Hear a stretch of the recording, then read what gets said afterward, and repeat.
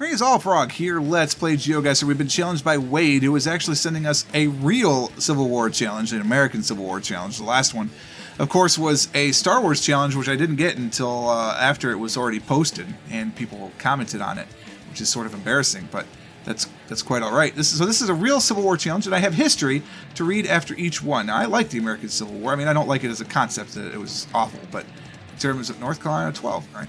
In terms of like historical stuff, I follow the Civil War, which was partially why I was a little confused by what was going on last time, but it's okay. We're on Coast Guard Road, the NC-12, North Carolina. It's a bad camera. I'll forgive him the bad camera because of the reason for the challenge. Now we're on Museum Drive, and that is a lovely looking museum, isn't it?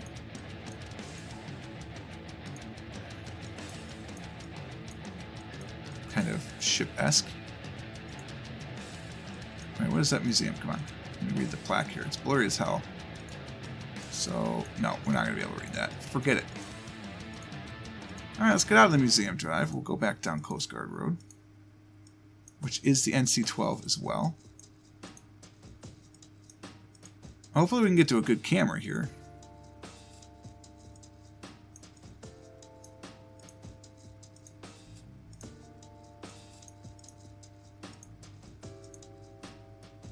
Whoa.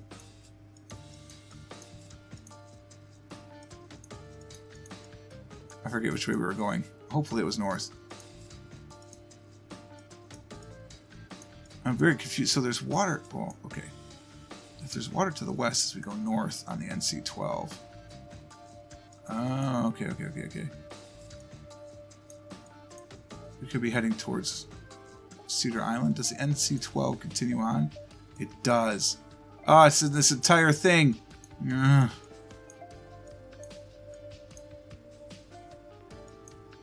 Kitty Hawk. We launched some planes. Bollocks.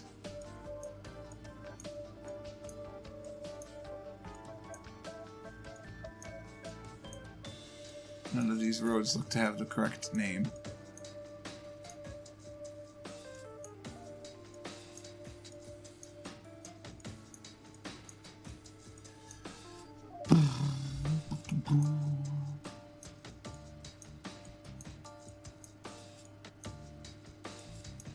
See any museums anywhere? Well, there's one, but I don't think that's it. Oh, I think we're done here. 12 ends there. Okay, it's fine.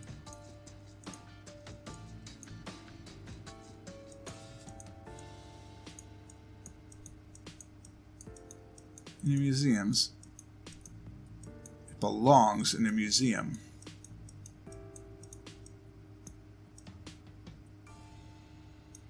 Cape Hatteras.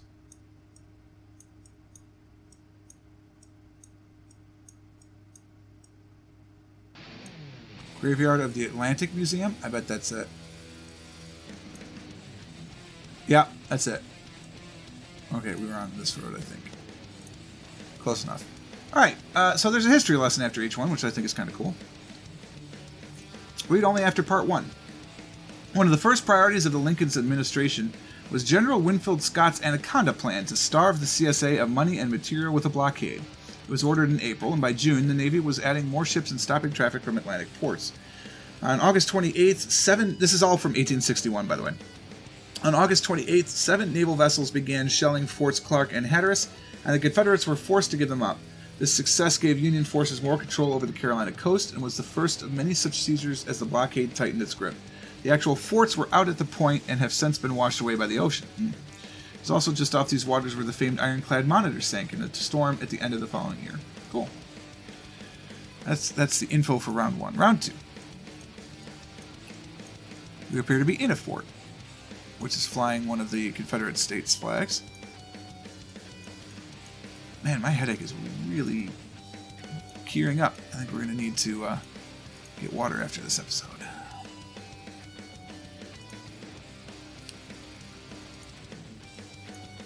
Fort Sumter. Well, okay then. This is where it all started. Sort of. It's interesting. It's not a star fort, but yet it has the shape of a star fort. Is it too early for star forts? Were star forts an 1800s thing? Might have been. South Carolina somewhere. I thought it was coastal.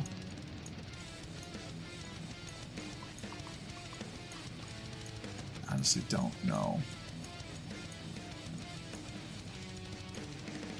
My geography is very poor when it comes to the South. Almost any battlefield in the North, I could find relatively quickly, I think.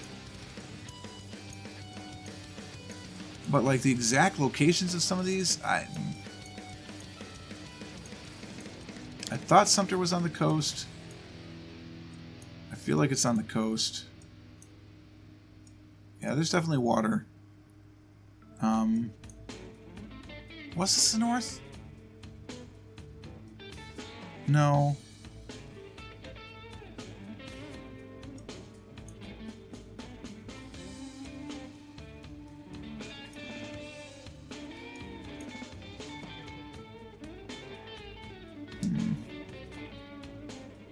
Charleston.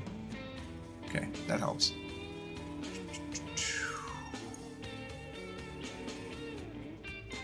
It's for the... Okay, there you go. There you go. There you go. Boom. Apparently I'm just going to be off by 4 points today. That's fine.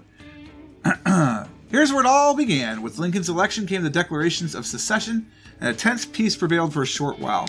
His policy was to consider these secessions invalid and continue a de facto arrangement, whilst being sure to hold on to all federal forts. Fort Sumter sat precariously in the heart of the Confederate territory, effectively under siege. With a resupply mission on the way to the fort, Jefferson Davis ordered it captured. On April 14th, after 2 days of bombardment, the commander surrendered control, but this attack fanned the flames of public sentiment in the North.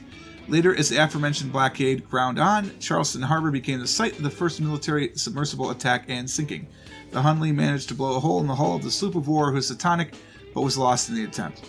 Yes, first submarines, American Civil War, which were in the 1800s, it appears to me. So star forts should have been around. US 29, we're on. A lovely stretch thereof. Old brick bridge. This is apparently a walking bridge now. Certified Crime Prevention Community, Prince William County. Okay. Good for you. 42nd Virginia Infantry, CSA. So one would presume we're in Virginia, in Prince William County. I do not know that location, but US 29 in Virginia we should be able to find.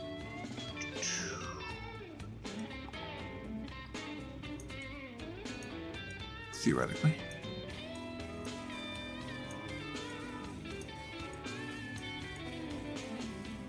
However, we failed at that, so place your bets.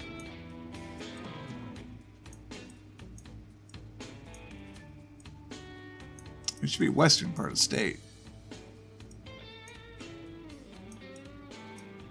Is it in West Virginia, just as a hilarity? Although they seceded before the war. So, meaning from Virginia. Very confusing. No, I don't know. I don't know why I can't find it in Virginia. It's the Lee Highway.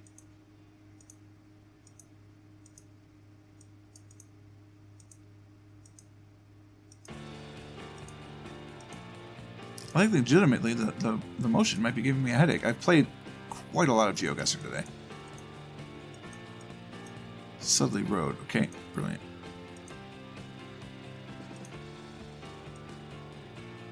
Random parking lot probably means there's a battlefield here. Manassas, of course. The Battle of Bull Run.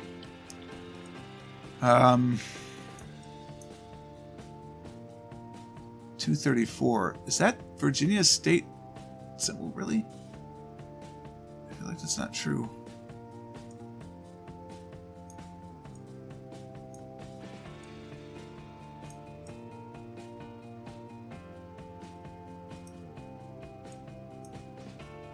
Schuyler Sisters. feel like I'm not in Virginia anymore. Yeah, I am.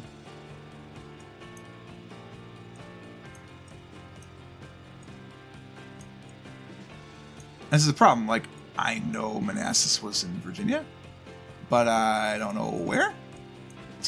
So, kind of a problem.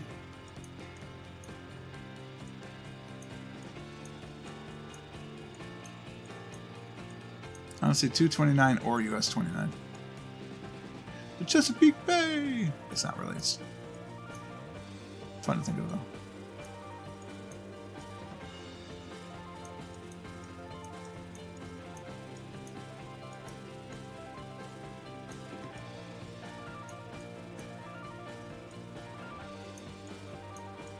It's the Potomac River. Yes, I did that on purpose.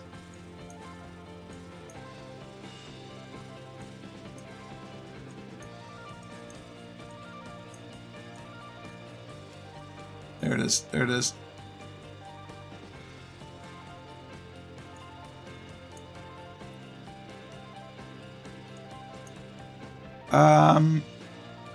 So we're crossing the 24 on, or 234 on the US 29. There it is. Wow. The problem is US 34, 234 rather doesn't do that. Crossing 29. Hilarious. According to this, there should be an expressway right here.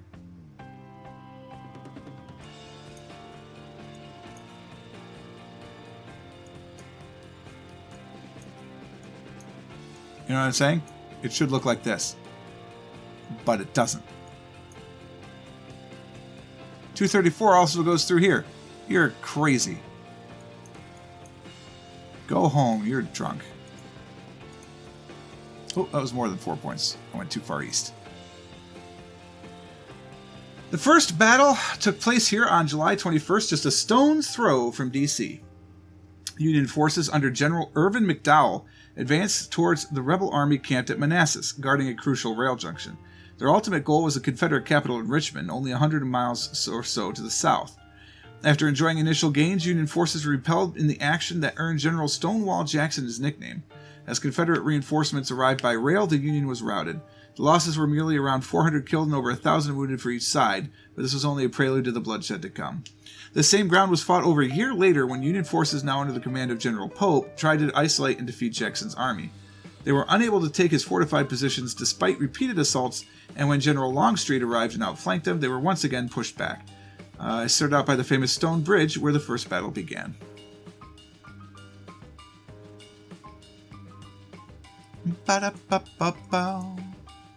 The Pulaski, Arkansas Battery. Okay, one would assume we're in Arkansas.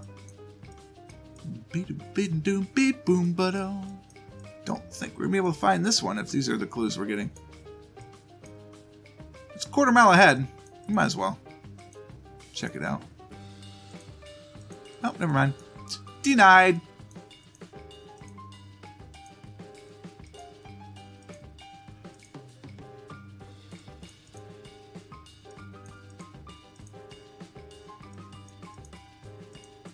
There's probably a place I could have clicked to make that work, but no, you're not going to let me stay on the road, huh? All right, fine, fair enough. We'll go off-roading.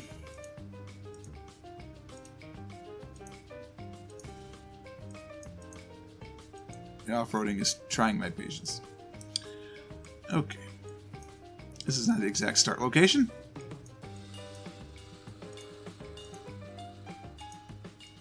This is the starting location.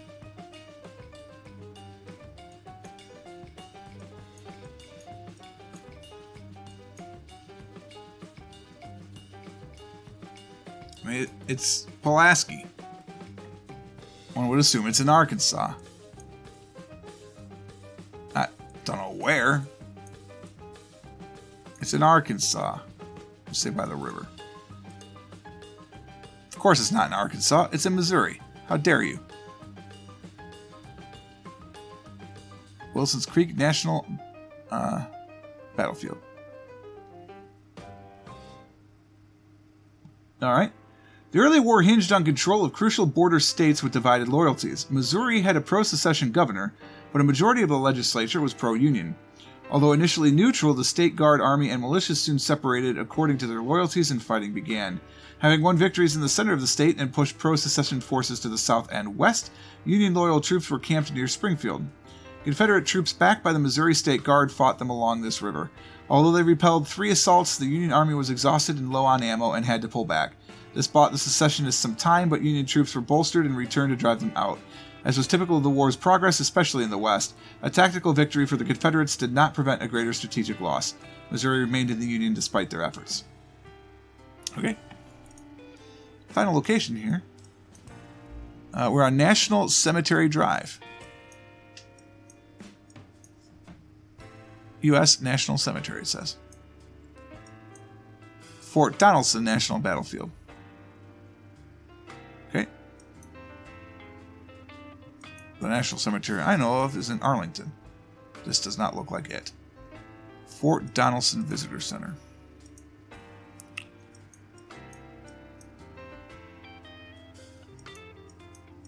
Obviously, there are a number of national cemeteries.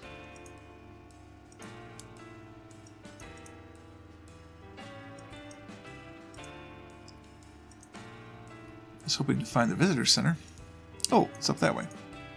On whatever road this is. Donelson Parkway, because of course it is. I'll go towards the visitor center.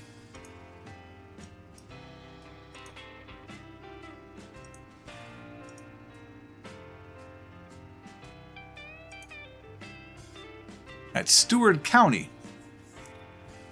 Fort Donelson, NB. It's in New Brunswick.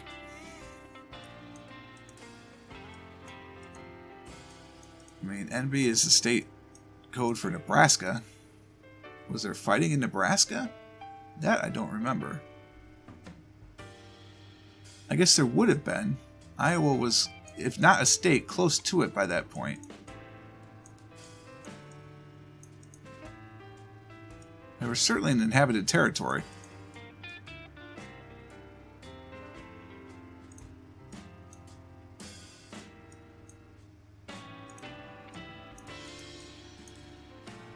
So on the Civil War trails, it says Tennessee, so that makes much more sense.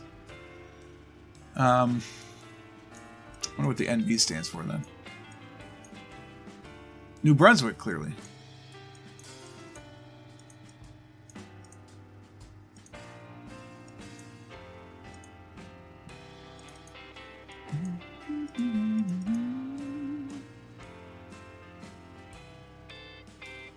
It's the Tennessee River Trail as well.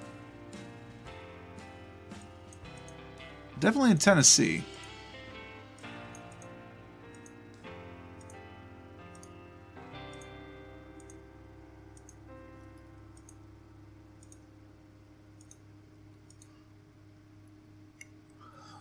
Land Between the Lakes Recreation Area. I mean, there's land between lakes. I don't think of lakes really when I think of Tennessee. I think of rivers, for sure.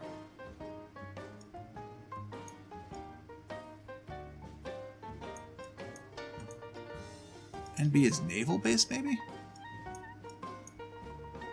931. If only my wife was awake, she would tell me what area code that is. She knows a lot about Tennessee. It's a Sonic. I'm a big fan. Springfield, Tennessee. Okay. Springfield's everywhere. I don't know where Springfield, Tennessee is. What? We have to look.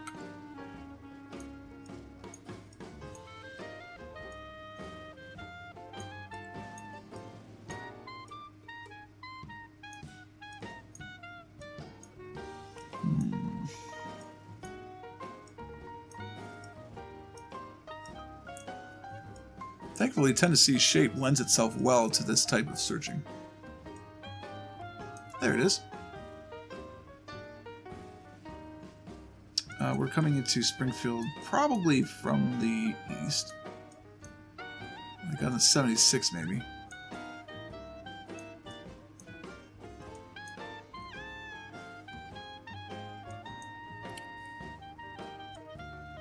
Still not White House Road. We're on Fort Donaldson Way.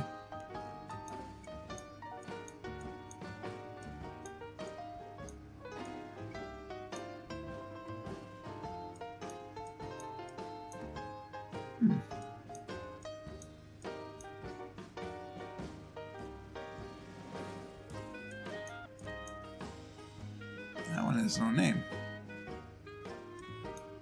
Something doesn't quite seem right here.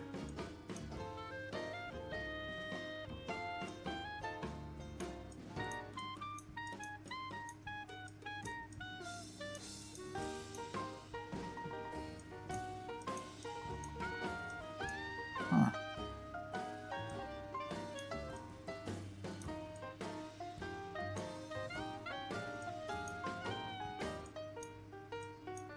They got me stumped, but we're used to Springfield somewhere. No, we were in Dover. Why the hell would that sign say Springfield, Tennessee then if we were in Dover? Very rude.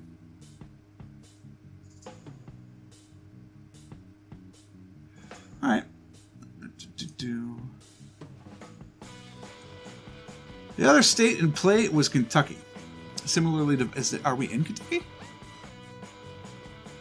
No. Okay, we'll read on. Similarly divided in its government and popular sympathies, the state was also said to be neutral at first. Confederate forces soon occupied the southwest corner, while Ulysses S. Grant's army advanced over the border from Illinois. Union forces won at Mill Creek, keeping the Cumberland Gap under their control. Meanwhile, Grant advanced to take two crucial forts protecting the Tennessee and Cumberland rivers. With the help of gunboats on the river, he swiftly captured Fort Henry to the west. Then he came here to Fort Donaldson, severing the rail connection and dividing Confederate forces in two. As the gunboats moved back into position around the river and Federal reinforcements surrounded the fort, the defending generals tried to break out through the lines. They almost succeeded, but delayed too long, and as Grant's troops overwhelmed the outer defenses, they were forced to surrender. This capture began the process of seizing control of the Mississippi River and its tributaries as part of the blockade strategy, and forced a withdrawal from Nashville. Once again, Kentucky did not officially secede, although it certainly contributed to the Confederate and Union causes. Fort Henry was flooded when a dam was constructed, but the area around Donaldson remains a national battlefield. Fort Henry was flooded, huh? In here somewhere, probably.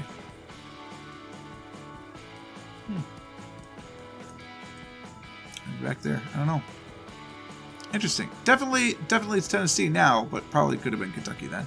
I don't think Tennessee was a state until after the Civil War, so that could be what was going on with that. You can use that as your homework assignment to investigate the statehood of Tennessee. I expect an essay in 2 to 5 pages. This double-spaced, of course, but 1-inch borders, no more. And a 12-point font. Don't try and squeeze the assignment that way. For now, though, we're out of time. If you'd like to send in a challenge of your own, just like Wade did, it's easy to do. You can go to geocitter.ml, put in 5 locations to get you a link. Now, you don't have to be as descriptive as Wade, of course. He likes a history lesson, as do I. So if you have those sorts of things, I certainly could take a few minutes to read it, but we don't want to make it too long. So if you're going to do that, make it a relatively straightforward challenge that won't leave us looking 75 minutes for each clue type of thing. But you could certainly go and do all that stuff. Send it to me over a private message on YouTube or through an email if you must at frog@PurpleFrogPlays.com. Either way, it will get onto the channel. Thanks so much for watching. I appreciate also Wade for sending in this challenge. I look forward to the rest of the Civil War and any other things that you decide to do in the future. For now, though, we're going to say goodbye. Hope you enjoyed it. If you did, click the like button. Subscribe to the channel to stay up to date on everything that happens. And until next time, cheers.